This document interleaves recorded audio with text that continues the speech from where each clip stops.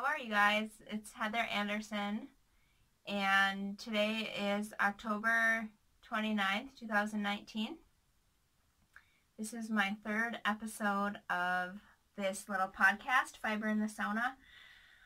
I'm so glad you guys can make it. I hope you're enjoying these. If this isn't the first one you've watched, I really appreciate it. I really appreciate any feedback that you have. And as you know, I kind of explained in my first episode that the reason I am shooting this podcast in the sauna is because our house is under construction. And let's see if I can get some better light actually on my face. That's a little better. It's not the best lighting in here. I'm doing this from my phone. I'm just using what I have. The reason it's in the sauna, like I was saying, our house is under construction. And this is really the only good place I have to do videos from. And I've been really just craving a creative outlet and sharing with you guys some of my knitting, fiber, and possibly other crafts too, which we're going to kind of talk about towards the end of this podcast. So I'm really excited. Hopefully I won't be all over the map today, but I actually wrote down notes for the first time, so that might help. We'll see. I'm trying to figure out if I can get a little better lighting. I don't know, guys. I'm just going to have to work with it. So, finished objects. Dun, dun, dun, dun. I actually have a couple, really small ones. I can't remember if I had started this on the last episode.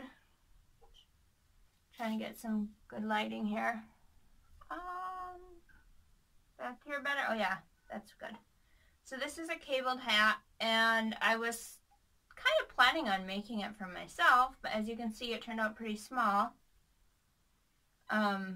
The good thing about knitting when you have a big family is your project is going to fit somebody, even if it didn't fit who it was intended for, right? So I was thinking I would keep this, but I'm giving it to my daughter instead, because the hat that I made her a few years ago, she always complains that it feels too itchy for her, and I think she's really sensitive. She's one of those people that can't really tolerate scratchy wool at all. And this is made from super fine merino and, see if I can get better light, and mohair. And this is yarn that I spun myself. So I don't know if you guys can really see. There's one strand of single plied fuzzy mohair. It's got like a greenish tint to it. And then the rest of it is purple, like a purpley gray color, which I love. So that's one finished object, and for the pattern I used, let me see, can't remember what it's called, but I know I wrote it down somewhere. It is, let's see, Jason's Cashmere hat, and it's a free pattern on Revelry, and even if you're not on Revelry, you can just Google that, and it should come up in a Google search. So like I said, I used a lot smaller needles than the pattern called for, which is probably why it turned out so small. But I like my hats to be, or actually most of my knitted garments, I like them to be really dense and like have a lot of structure to them and a lot of strength, because we have winter for a long time up here. I'm from the UP of Michigan, and like way in the Keweenaw, so we have winter for a long time, and it gets cold and it has to hold up to a lot of hardware, wear and tear, right? So anyways, I really recommend this hat pattern. The only modification I did besides the needle size is that the pattern calls to make a folded brim, and I obviously did not do that. I wouldn't have had enough yarn to make a bigger hat, and I wouldn't have had enough yarn to do the folded brim. So it just is what it is, and I'm really happy with it. So that's one finished object. The other finished object that I have, so it's getting cold out, and we have a concrete floor in our new house, and this is the first time I've lived in a house with a concrete floor, and our in-floor heat isn't hooked up yet. We have a wood stove, but our in-floor heat isn't set up, so the floors are getting really chilly in the mornings especially, and just start craving wool socks. So because I'm a good mom, not really, but because I always knit for everybody else before myself, I don't know why I do that. It's not smart, but I do. I knit for everyone else, especially my kids. And so then these are for my youngest daughter. And you guys, it's making me feel so good to just be using up yarn that I already have. I feel so resourceful, and it feels really good. And I find socks are a really great way to use up scraps, especially these little pairs of socks. But even bigger pairs, I'm going to talk more about that soon. Before I get into that, what happened this past week? I think I'm going to try to do these podcasts weekly instead of every other week. I feel like it's really hard for me to like get in the groove and get practiced at it, and like 10 days or 14 days, I like forget what I shared last time. I can't remember, like, did I talk about that, or did I just think that I should talk about that in the next podcast? So I think I'm going to try to do these weekly. I don't know. It might change, but we'll just see how it goes. So the last 10 or so days, I think it's been like 10 or 12 days since I did my last podcast, and I just feel so crafty. I feel so creative, and I just want to I just want like all that creativity to just come bursting out of me. But it's not.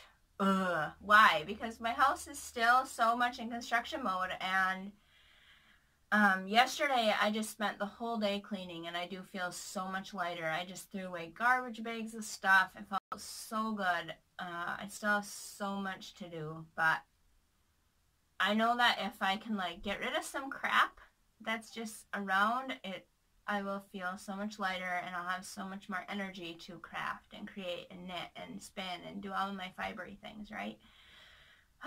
So I'm just not a good organizer, and I'm not a good cleaner, and it's just not my strong points at all. Like, if I could create and craft and garden, work with my animals, play with the kids all day, every day, that's what I would do. But I don't have a maid, so it's not an option. And so anyways, I'm trying to get better about what's helped me really a lot in the past is the timer. And maybe some of you guys will have tricks for me, whether you're a really organized person or you're just someone who's kind of like me and has to kind of like find things that work for you. But what worked for me in the past, what I need to get back to, is setting a timer, okay, 30 minutes, and just rush around my house and just get rid of a ton of crap and throw stuff away and just go crazy, right? And then say, okay, wherever it's at, I'm content with that, and now I'm going to do something that's either fun or outside or with the kids or creative, right? Because if I have a day where all I do is clean, I feel really kind of, well, it feels good to have that clean house, but then I also have I have 6 kids who come behind me and trash it, so then it's like, ugh, why did I bother? So if any of you can relate or have any tips on how to balance that like creative side with the needing to stay organized and have some sort of order in your lives, which we need, right? I could use any tips you have, so like, don't hold back. Anyways, okay, so there was that, and then my husband was out of town for work, and it went really good. The kids were really good, and I felt good. I got outside a lot. I got exercise every day, which helps a lot. I stayed pretty busy, did some bumming, went to my sister's volleyball games, did some fun stuff with the kids, but I'm just bad. Like, I am not a good single mom. I struggle a lot when my husband isn't around. So I thought I was going to be super motivated to like be super creative and crafty and stuff, but I just wasn't. Like, I just felt like, I don't know. I always think, oh, when the kids go to bed, I'll like stay up late and knit and, you know, do some projects. So I don't know, when he's not home, it's just not as fun, and so I just kind of go to bed. So that was that. Anyways, I had to stop the video quick because my kids were coming in. So overall, it was a good time while he was gone, but I'm just really glad he's home, and now like that I've been getting rid of stuff, I feel like, okay, I can finally get these creative urges out, right? And knitting is super easy for me to do that with the kids because you can just pick it up and knit like a couple rows or literally a couple stitches, and then if my kids need me, I can set it down. It's not a big deal. Like, it's not hard to, you know, re-find your spot. But I've been really craving to get back to my sewing machine, and that's just a whole other story. I don't know. Maybe some of you who also sew can share some tips with me, because I really want to get after it on my sewing machine, and I really want to make some project bags for my knitting. Like I was telling you, I think in the last episode, that I have nothing good to store my knitting in, and I want to have some cute bags because that sounds fun. But anyways, what else? These are the only finished objects I have. So back to knitting. Enough of my pondering all my life issues, right? These are the only finished objects I have, but I have a lot of works in progress. I have a lot of whips, you guys. A lot. I don't know, too many maybe? That's always my problem. And I'm not even showing you all of them because a couple of them I already showed you and I didn't make any progress on those. So I'm not going to take the ones out that I didn't make progress on. But my biggest one that I made some progress on is the sweater. And I casted it off at the bottom and I got ready to steek it. So this is the first sweater that I've ever steeked, which steeking, if you don't know, is literally cutting your sweater in half to make it into a cardigan. So I reinforced both sides with the crochet hook as it recommended. And I picked up the stitches to start one side of the button band. But then what I realized is that I don't have my buttons yet, and I don't know what size to make my buttonholes because I don't have my buttons. And I kind of want to make my buttons, so that means it's going to take me even longer. So I don't know. This is going to be a long project. I'm a really slow knitter, and I like to have a lot of projects going that I can get done really quickly. So then I end up having these like long projects that last me a real long time, and I just work on them a little bit, and then I get tired of them, and I go pick up something little that I can finish quick, like something for the kids or whatever, and then I'll come back to this. So I don't know, you guys. I'm thinking about making ceramic buttons. I don't know anything about making ceramic. I know there is some clay. I'm getting wool in my mouth. Some clay that you can use that you just bake in your oven. So I'm thinking about doing that. Or I've made wood buttons in the past, but I'm not really thinking wood buttons on this because this is like so, I don't know, it's so colorful, and I either want to do like cloth covered buttons or the ceramic buttons. So I think I'm going to try the ceramic buttons, and if they don't turn out, I will do cloth covered buttons. But something really kind of fun and playful I want to do for this. So excited to have this to wear because it's been chilly, especially in the mornings. Okay, so I have a lot of works in progress. I have this, like I was saying, and then more socks because I don't have any wool socks right now. I have some that need mending, and that's not super fun. I'm not very good at that. So I started another pair for myself. And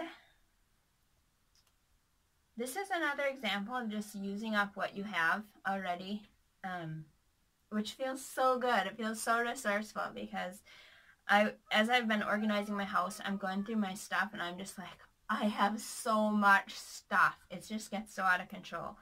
And especially yarn and wool, and I just, yeah, it gets crazy, right? So I'm like, it feels really good to make something out of these scraps. I keep having to stop. My kids keep needing me, which is fine. But anyways, okay, so I was saying, you forgot to tell me something else? What? Can Martha still get a ice cream sundae? Tell her that I will find something for her when I come in. Okay. Alright, okay, bye.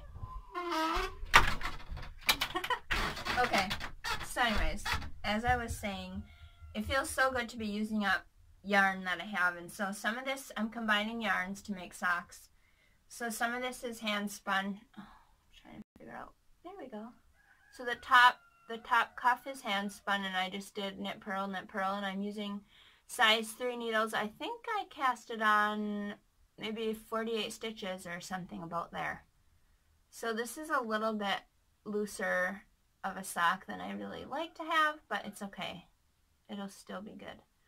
And then this fuchsia red color, depending on what the light is, which is not very good right now. Maybe if I hide, it'll focus. There we go. That is some, I think it's the Fiber Company, some scrap yarn. From there, it's, pretty sure it's a mixture of wool and silk, and it's so soft. I love it. I want to make something from this yarn. It's so nice. And then the bottom, which I'm ready to start on, a heel flap, and the bottom is this farm yarn. And I got this in a knitting shop in Wakefield, Michigan, and the lady I bought it from, these are from her alpacas. So I love, because I have my own sheep especially, I really value what goes into people's farm yarns, and when I get the opportunity, I usually pick up a skein, even if I don't know what I'm going to use it for, or if I know, okay, it's not probably enough to do like a big project, I know that I'll be able to combine it with something in the future, and this something is going to be this amazing pair of socks for me. So I'm really excited to try this. So this is a sport weight. It's 250 yards, and I'm pretty sure it's 100 grams. I'm not 100% sure. It feels a little lighter, so I'm not positive, but it's a sport weight. And this shop that I got this from, it's in Wakefield, Michigan, and it's called Nanettes Knits and Gifts. So if you're driving through Wakefield, Michigan, and you need a yarn fix, you should definitely stop there. She's the sweetest lady. She has so many nice yarns in there, but then she also has a lot of gifts, and all of her family members, like her siblings and her children and stuff, contribute to the shop and make a lot of really neat things for the shop. So I think that is so cool. So it smells awesome, and I'm really excited. So the cool thing is using scrap yarns is learning how to put colors together. And when I first started these socks, I had one more color in this. Oh, I wish you guys could see this a little better. Maybe if I hold it by my face. There we go. I had one more color with this, and it was throwing the whole design off. So I ripped it out, and I went back to just these basic colors. And that's what's nice about having a lot of really neutral colors in your stash, is because when you go back to make something from your stash, you can always combine stuff, and you'll be able to make it look nice.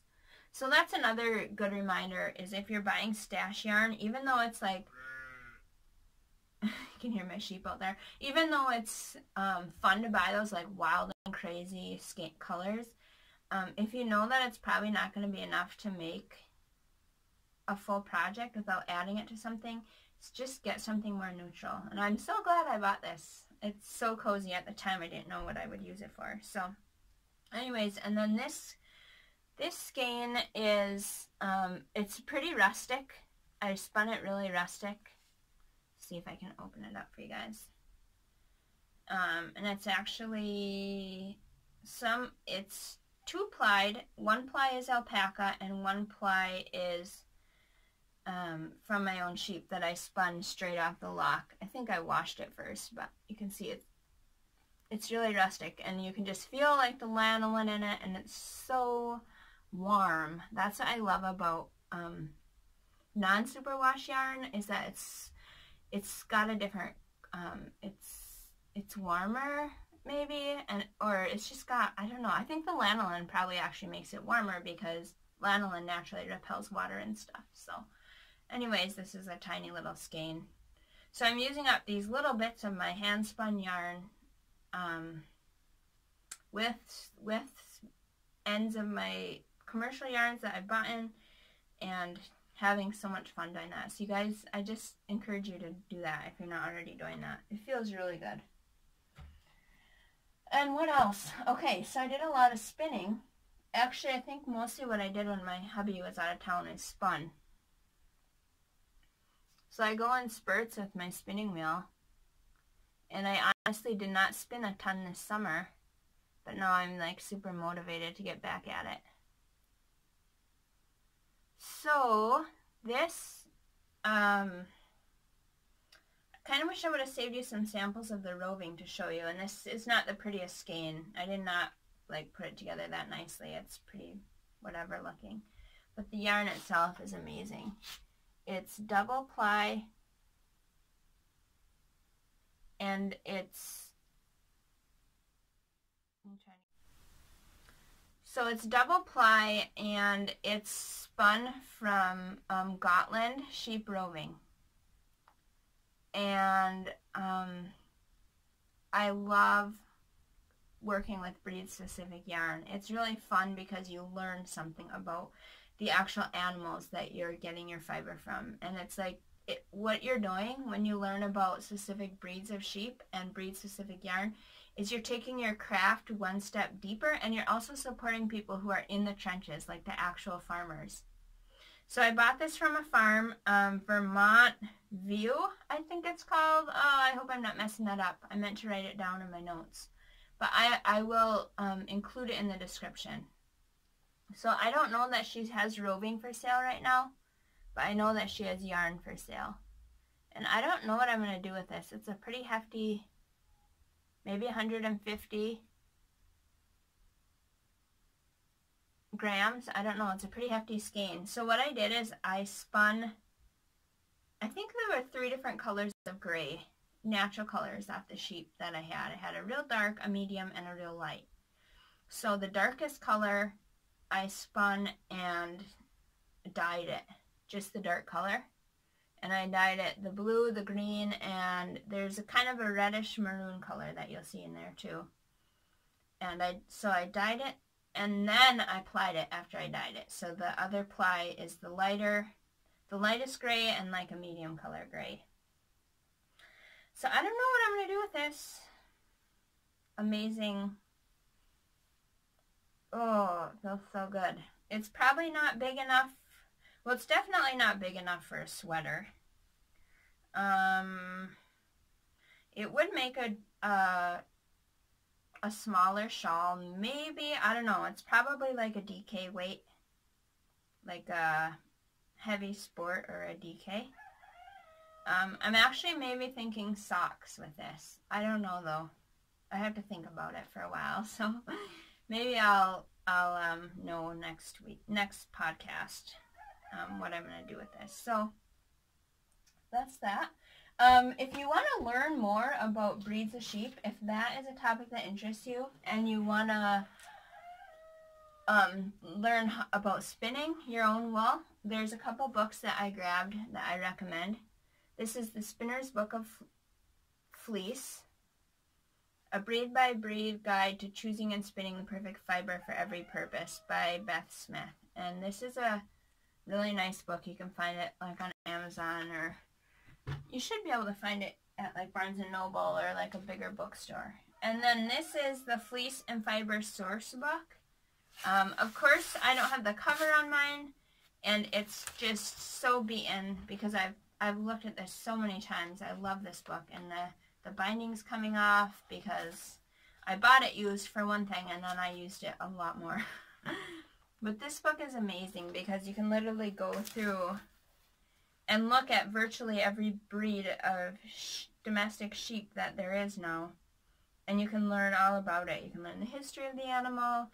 You can learn what the fiber is like. You can learn the weight of the fiber. So basically, if you were to buy a raw fleece from a farm, or even roving from a farm, you would have an idea what you theoretically should be getting, or you would have an idea what questions to ask that farmer. So this book also helped me kind of choose my breed of sheep that we raise. We raise a CVM Rommeldale sheep, which is like a dual purpose breed of sheep for both meat and wool, which a lot of sheep are dual purpose. But that's just what worked for our farm and for our homestead, and we're just keeping our numbers on our farm really low and manageable.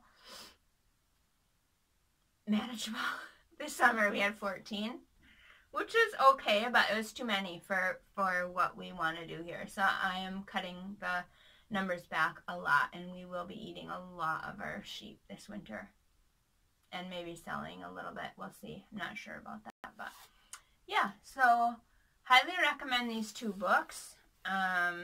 Like I said, the Spinner's Book of Fleece and the Fleece and Fiber Sourcebook.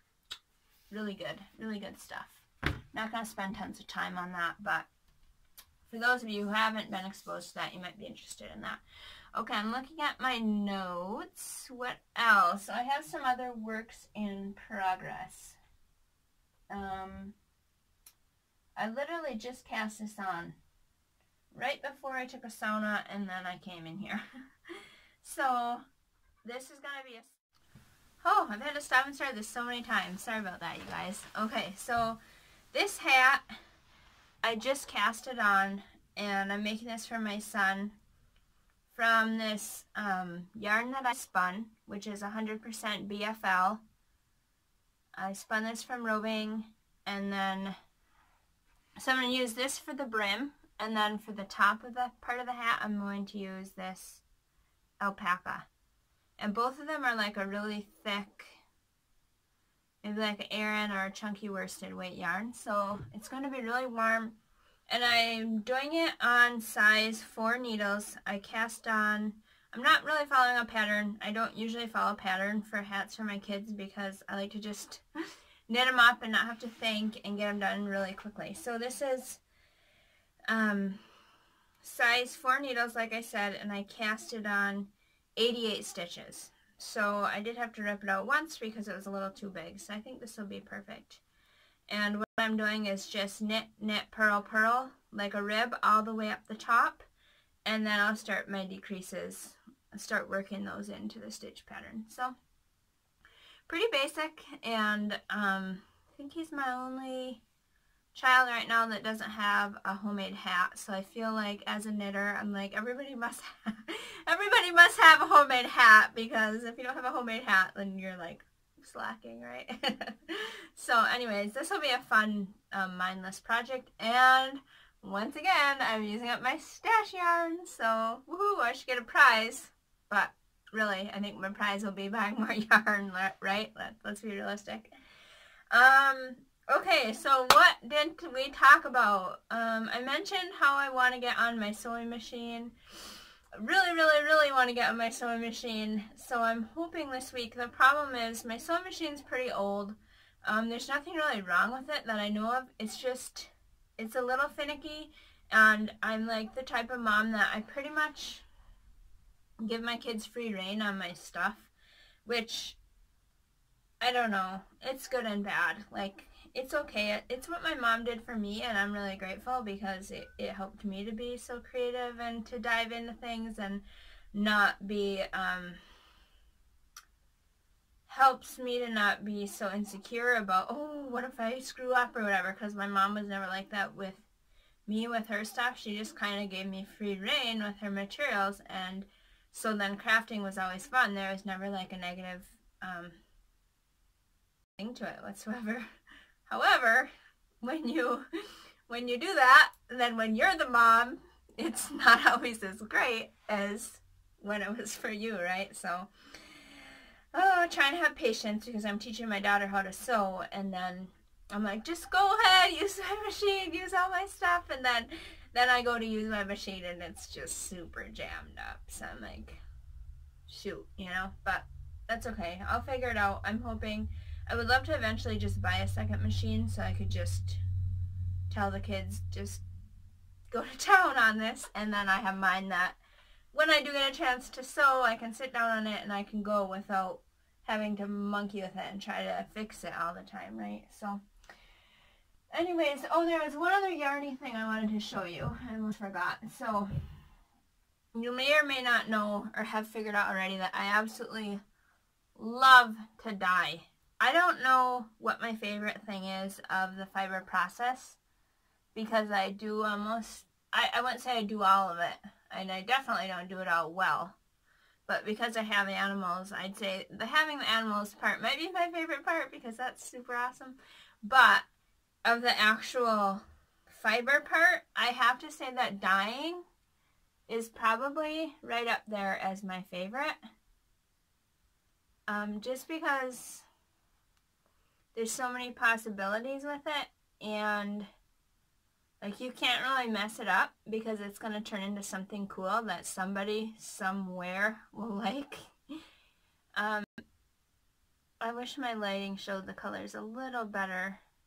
But as you can see, I have 3 skeins of this gray, and it's kind of like it's a really nice, it's a little more like a steely gray. Like when I look at it, I think steel, I think work, I think industrial, which I love. I love that because usually I tend to go more on the browner side of things because I do like so many earth tones. But this came out so like, I don't know, these colors are very inspiring to me right now. Probably because I've been knitting some really bright stuff, so then I want to dye the really dark stuff. And this is definitely like my colors, like super earth tone. But also very vibrant too, like that green. You can see that. I'm trying to let it just focus. The greens and the blues and the purples. And so what I did is I dyed all of them this gray color. And then I over-dyed this one with these other colors. So they match. And I sort of regret that I didn't do catching my other knitting here. I sort of regret that I didn't do 2 of the colored and 2 of the gray because I've really been wanting to learn how to brioche. And these would be so cool to do one of those. On Revelry, I think there's a couple free patterns of cowls using like a worsted weight yarn. Wow, this light is crazy. It just got super bright. My phone is wacky. I think I'm going to try to do this on my iPad next time and see if that's any better. But anyways, I want to teach myself how to brioche. I just don't know if 1 skein or if 2 full 100 gram skeins are enough. So I guess I'll have to research that a little bit more and kind of play with it and see what I think. But anyways, I think that is all I pretty much have to share with you guys. I hope you enjoyed this podcast. I hope you are getting settled in for the winter weather. If you're in the northern hemisphere, it's coming down into winter, which is really exciting for anybody who knits because we like staying in and being cozy, right? With our knits. We don't have a problem doing that. So thank you so much once again for joining me. I hope you guys have an awesome day, an awesome week, and we'll see you next time. Bye-bye.